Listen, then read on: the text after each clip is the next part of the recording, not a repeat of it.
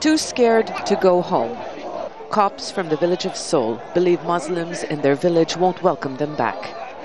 Dozens of families have been camped here for a week outside the state television building in Cairo, calling for protection after the worst outbreak of sectarian violence in months. We came here because we are scared.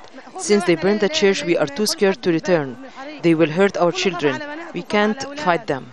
Demonstrators have been demanding the rebuilding of a church burned in Seoul.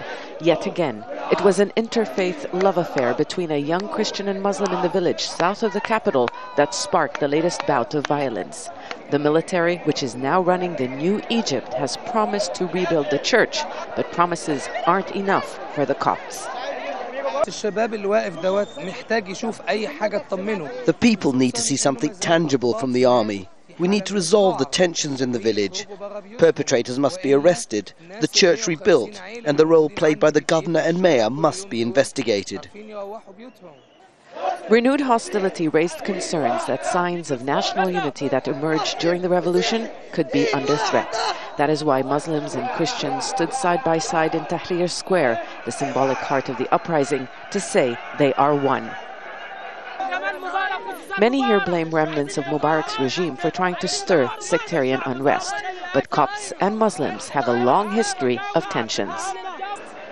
Egypt's Copts have long complained that their voices were never heard by the previous regime.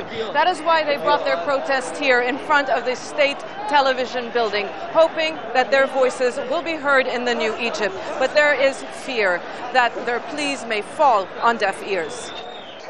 The Mubarak regime has been blamed for never seriously tackling sectarian disputes. Perpetrators were rarely punished. The military council is now under a test.